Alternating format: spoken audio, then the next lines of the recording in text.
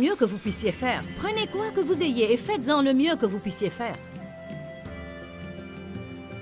J'aimerais avoir de longs cheveux épais, avec des boucles naturelles. Mais mes cheveux ne sont pas comme ça et ils ne le seront jamais.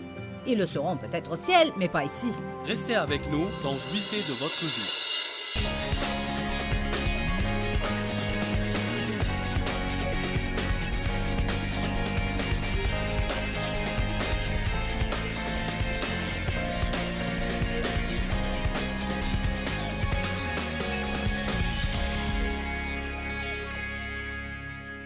Quoi que vous poursuiviez dans votre vie, c'est ce que vous aurez. Si vous êtes indolent et vous ne poursuivez rien, alors vous n'allez absolument rien avoir. Si vous êtes médiocre, vous aurez peut-être un peu de quelque chose. Mais la médiocrité est à mi-chemin entre l'échec et le succès. La plupart des gens sont médiocres. La plupart des gens auraient choisi ce qui est derrière la porte numéro 2. On va jouer un jeu spirituel ce week-end. Qu'est-ce qu'il y a derrière la porte numéro 1? Et derrière la porte numéro 2? Et qu'est-ce qu'il y a derrière la porte numéro 3? Dieu met devant nous non seulement les bonnes choses, mais il nous donne des choix. Je mets devant toi la vie et la mort. Choisis la vie. Il y a de bonnes choses et il y a aussi de mauvaises choses. Dieu pouvait supprimer toutes les mauvaises choses. Mais pour son propre dessein, il permet à l'ennemi de s'opposer à nous. Alors, nous choisissons nous-mêmes notre destin. Au fait, je crois que l'une des raisons principales pour laquelle nous sommes créés à l'image de Dieu, une des choses que la Bible entend quand elle dit que nous sommes créés à l'image de Dieu, c'est que nous sommes vraiment libres. Nous sommes libres de faire nos propres choix. Nous ne vivons pas selon l'instinct, comme font les animaux, comme si nous sommes nés pour faire certaines choses, et c'est ce que nous allons faire, et nous n'allons jamais faire autrement. Nous choisissons.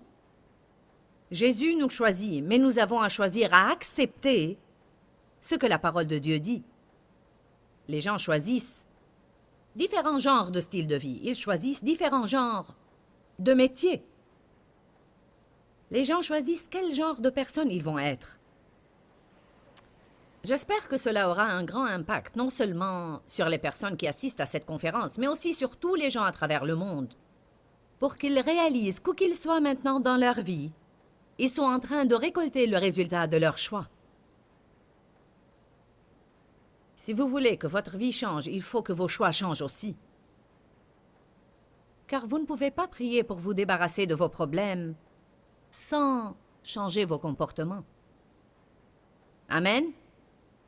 Vous dites, mes problèmes ne sont pas de ma faute. Quelqu'un d'autre m'a maltraité. Je suis d'accord avec vous qu'en tant qu'enfants, les autres font des choix pour nous, ce qui nous met parfois dans des situations malheureuses envers lesquelles on ne peut rien en ce temps.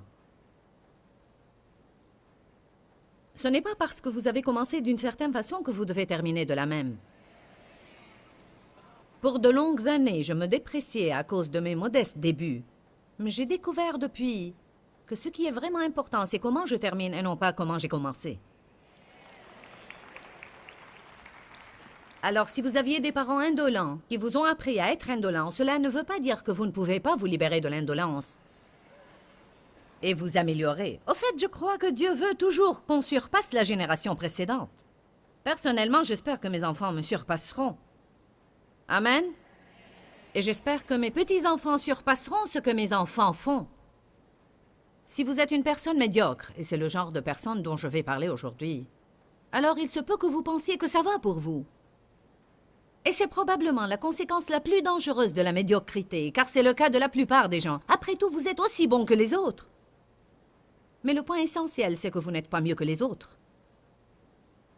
Je ne crois pas que Dieu nous a appelés à être indolents et qu'il nous a appelés à être médiocres. Je crois que nous avons un Dieu excellent. Et si on veut être comme lui, si on va le représenter, je ne vois pas comment on peut le représenter par autre chose que l'excellence dans notre vie. Ce sujet dont je parle maintenant affecte toute partie de notre vie. Il est écrit dans Proverbe 8:6, je vais dire des choses excellentes. L'excellence est manifeste dans nos conversations, dans la façon dont on s'habille et dans la façon dont on prend soin de notre tenue. Elle est manifeste dans la façon dont on s'occupe de nos maisons, de nos voitures et dans la façon dont on traite les gens. Elle est manifeste dans la qualité de notre travail. Derrière chacun de ces choix, il y a un certain genre de résultat que vous allez avoir. Si je suis une personne indolente, alors je ne vais pas aimer ma vie. Car la Sainte Bible dit que l'homme paresseux s'appauvrit. Il ne possède jamais rien. Et tout ce qu'il possède dans sa vie est en ruine totale. Tout ce qu'il possède, tout ce qui l'entoure s'effondre et se détériore. Toute sa vie est un déclin. Souvent, il attribue aux autres la responsabilité de tous ses problèmes. Il est jaloux de tout ce que les autres ont, mais il ne veut pas se lever et faire quelque chose. Il veut que les autres règlent tout. Si seulement il faisait quelque chose. Vous savez ce que j'ai découvert et qui m'a choqué? Nous sommes ces « ils ». Vous avez à écouter ce que vous dites. Si seulement ils réparaient le climatiseur. Si vous aviez donné plus d'argent à l'église, ils auraient pu le réparer. Si seulement ils élargissaient le parking. Si seulement ils avaient des chaises plus confortables. Si seulement ils faisaient ceci, si seulement ils faisaient cela, si seulement le gouvernement faisait ceci, si seulement il faisait ceci et cela. Souhaiter ne vous fera pas du bien, il faut une force de caractère. Nous souhaitons tous, mais je ne suis pas ce que je suis aujourd'hui juste parce que j'ai souhaité.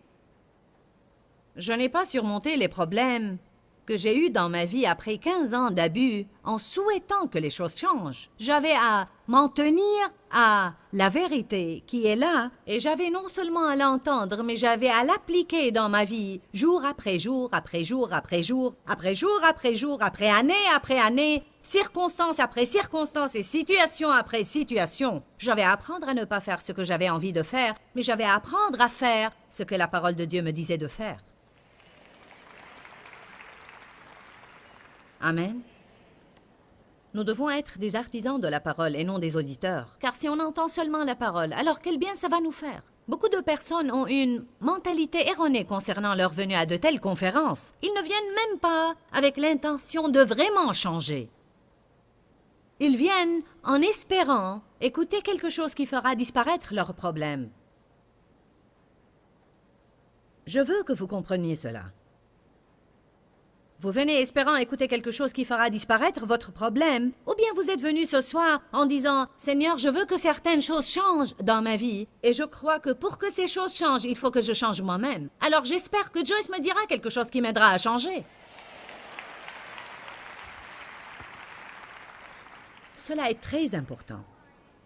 Ne m'écoutez même pas aujourd'hui sans avoir l'intention de vouloir rentrer chez vous et changer. Ne pensez pas aux personnes indolentes que vous connaissez et que vous auriez souhaité qu'ils soient là.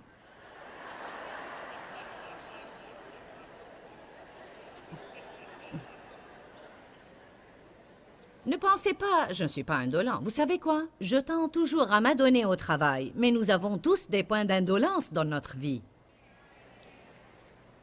Peut-être que vous travaillez, mais vous êtes indolent spirituellement. Il se peut que vous soyez en feu spirituellement, alors que votre maison est sale. On ne va pas en parler. Du moins pas maintenant. Si vous êtes une personne médiocre, si vous choisissez ce style de vie, je veux dire statu quo, moyenne, ce que les autres font, et vous descendez le courant avec tous les autres qui ne vont nulle part. Oui. Je ne suis pas très mauvais, je ne suis pas pire que les autres. Qui connaît cette attitude? Tout le monde fait ça. Je veux aller voir ce film, tout le monde l'a vu. Tous les chrétiens que je connais l'ont vu. Tant pis pour vous. Est-ce que Jésus l'aurait fait? Il se peut que vous n'aimiez pas tout ce que je dis, car ça pourrait toucher à votre style de vie.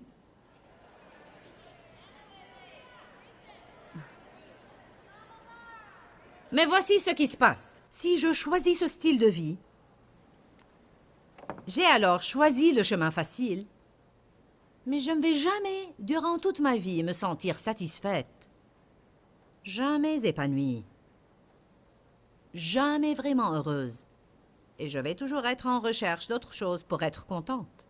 Vous savez pourquoi je dis cela? Parce que je ne crois pas qu'une personne pourra être vraiment satisfaite et épanouie à moins d'être au mieux qu'elle puisse être. Vous m'avez entendu?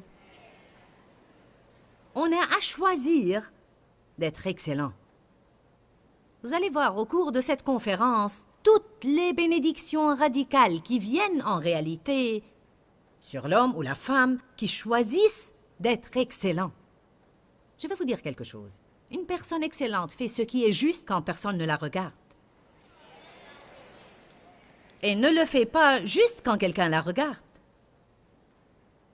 Elle fait ce qui est juste quand personne ne la regarde, car elle a reçu une révélation. L'homme qui est excellent a une révélation que le Seigneur voit tout. Il sait qu'il vit devant l'œil omniprésent qui voit tout, tout le temps. Il réalise que tout ce qui est fait en secret va finalement se manifester ouvertement. Notre Dieu qui voit dans le secret nous récompensera ouvertement. Je ne crois pas qu'on soit récompensé juste pour nos bonnes œuvres. Je crois qu'un temps de justice viendra où on récoltera tout ce qu'on a semé. Je suis contente de dire qu'après que Dieu est intervenu dans ma vie pour des années, et je n'ai pas commencé par là, je crois que je n'ai jamais été trop indolente, mais j'étais sans doute médiocre, à mi-chemin, et je faisais ce que tout le monde faisait. Mais Dieu a commencé à m'apprendre au début de mon ministère l'excellence et l'intégrité. Au fait, il m'a dit, si tu veux réussir dans ton ministère, il faut que tu sois une personne intègre et excellente dans tout ce que tu fais. On a écouté ce que Dieu nous a dit et on n'a jamais abandonné. On a fait face à une grande opposition à cet égard, car j'ai découvert que pas tout le monde voulait être excellent et qu'ils n'aimaient pas que quelqu'un les pousse vers l'excellence. Ils voulaient le résultat de l'excellence, mais ils ne voulaient pas vivre dans l'excellence. Je suis contente de dire qu'on a choisi l'excellence et que c'est un point primordial pour nous. Et je suis contente de vous dire que j'aime ma vie. Amen. Je ne sais pas comment j'aurais pu être encore plus bénie. Vous dites, il t'est facile de dire cela. Tu es un pasteur célèbre à la télé. Allez, laissez-moi tranquille. Dieu ne fait point exception de personne. Il établit une série d'indications et elles sont à tous ceux qui les veulent. Mais le problème est que peu de personnes veulent. Amen. Beaucoup sont appelés, peu sont choisis. Beaucoup sont appelés au ministère, oui. Disons que beaucoup sont appelés à mener une vie plus noble. Mais la plupart choisissent une vie médiocre. Car ils vivent selon les émotions seulement. Ils ne comprennent pas que pour avoir ce que Dieu veut qu'ils aient, il faut qu'ils réalisent que les émotions sont changeantes et que leurs émotions ne les aideront pas beaucoup à faire ce qui est juste. Vos émotions ne s'enthousiasment pas pour être disciplinées, ni les miennes. Sur le moment, une discipline ne semble pas être un sujet de joie, mais par la suite, elle a pour fruit chez ceux qui ont ainsi été formés une vie juste vécue dans la paix. On a besoin de gens qui s'intéressent plus au futur qu'au présent. S'il y a quelque chose que vous n'aimez pas chez vous, je vous dis que vous pouvez trouver dans la Bible une façon de le changer. Mais cela n'arrivera pas simplement car un ange tombera du ciel pour réajuster votre vie. Vous allez trouver quelque chose ici, un principe que vous aurez à appliquer jour après jour après jour. Et si vous êtes fermement décidé et vous n'abandonnez pas, bientôt vous commencerez à faire une meilleure école dans votre vie. Pour moi, il est merveilleux de réaliser qu'il n'y a rien dans ma vie qui n'est pas sujet au changement. Tout ce qui est dans ma vie peut changer sauf Dieu, et il ne changera jamais. Il est le même hier, aujourd'hui et demain. Je peux changer moi-même, ma famille peut changer, mes finances peuvent changer, mon corps peut changer. Tout peut changer. Et ça ne change toujours pas vers le mieux. Il se peut que ça change parfois vers le pire, car il faut non seulement faire ce qui est juste, mais le maintenir juste. La Bible dit « Le Christ vous a libéré, demeurez donc ferme dans cette liberté, et ne vous remettez pas de nouveau sous le joug de l'esclavage auquel vous étiez asservis. » J'aime beaucoup enseigner le principe du gain et du maintien. En d'autres termes, quand vous coopérez avec le Saint-Esprit et vous remarquez quelques changements dans votre vie, alors ne pensez pas que vous n'avez pas besoin de maintenance dans ce domaine, car si vous le faites, vous apostasiez. Ce n'est pas parce que pour un temps vous avez eu un bon mariage que vous allez garder ce bon mariage toute votre vie. Dave et moi, on est mariés depuis 35 ans. On travaille sur notre mariage. On tient à passer de bons moments ensemble. On tient à discuter ensemble. On tient à se faire des compliments l'un à l'autre. Je fais des choses pour Dave et Dave fait des choses pour moi. Vous avez à alimenter vos relations. Ce n'est pas parce que vous aviez un bon ami que vous allez toujours garder cette bonne amitié à moins que vous alimentiez cette relation. Vous n'allez pas grandir spirituellement à moins d'alimenter votre esprit. Si vous donnez naissance à un bébé et vous ne le nourrissez pas, il va mourir. Quand vous êtes né de nouveau, vous êtes un nouveau chrétien et vous aurez à alimenter votre esprit. La parole est nourriture pour votre esprit. Il est évident que vous le faites car vous êtes là ce soir. Mais combien de personnes qui nous regardent maintenant veulent mener une meilleure vie? Mais ils ne connaissent même pas 10 Écritures. Vous voulez que le diable vous laisse tranquille, mais quand il vient vous harceler, vous êtes tellement indolent que vous n'ouvrez pas votre bouche pour déclarer une écriture.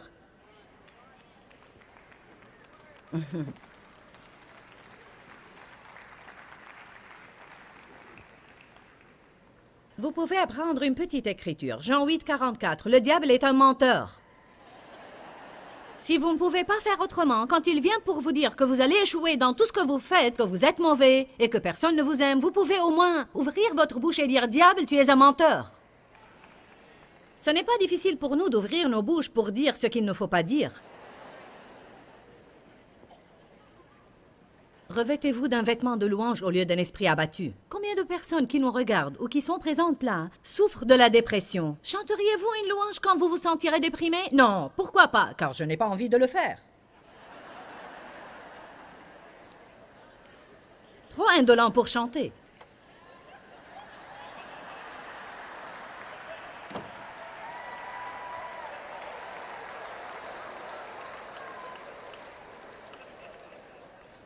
Je suis déprimé.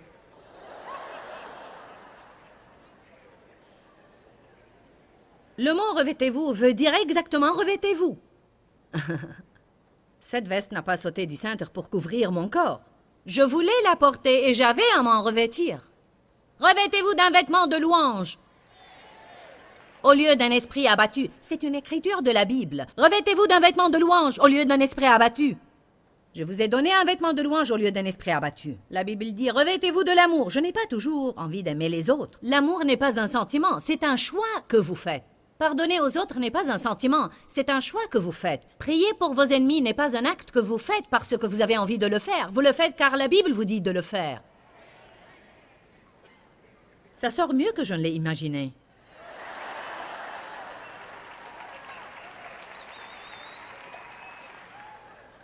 On va reparler de l'indolence plus tard. Je ne vais pas vous préciser quand, car si je le faisais, les indolents ne reviendront pas.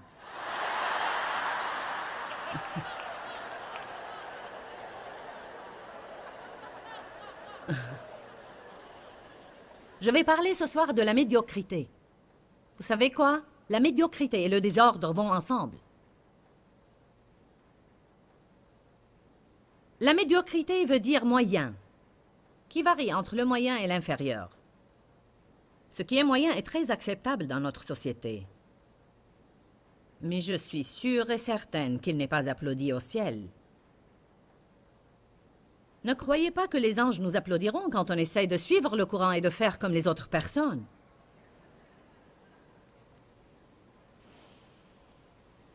On ne sert pas un Dieu médiocre. Et moi non plus, je ne veux pas être médiocre. Même en disant cela, je sens que certaines personnes pensent « Où est le mal ici ?» J'essaye de vous libérer de cette mentalité. Pas tout le monde peut être excellent en tout. On ne parle pas de dons ici. Je crois qu'être excellent veut dire que vous preniez ce que vous avez et que vous en faites le mieux que vous puissiez faire. Je ne vous demande pas de prendre ce que les autres ont et d'en faire le mieux que vous puissiez faire. Prenez quoi que vous ayez et faites-en le mieux que vous puissiez faire.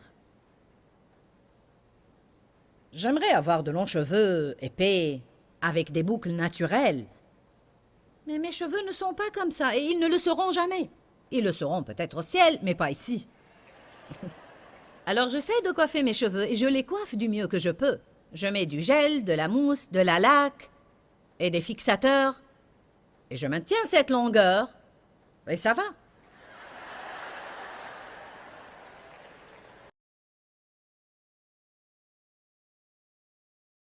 C'est ce que vous allez avoir, alors assurez-vous que vous voulez vraiment ce que vous poursuivez. Je crois qu'on a à poursuivre l'excellence et qu'on a à faire ce qui est juste. Et surtout, on doit le faire quand personne ne nous voit. Faites ce choix difficile de renoncer à la médiocrité et de poursuivre une vie excellente. Pourquoi, Seigneur, pourquoi? Dans ce livret, Joyce Meyer nous enseigne à travers la parole comment être délivré de la confusion. Pour obtenir ce livret gratuitement, écrivez-nous à Joyce Meyer, boîte postale 40095-6300, Larnaca, Chypre. Ou bien visitez notre site web www.joycemeyer.org/fr.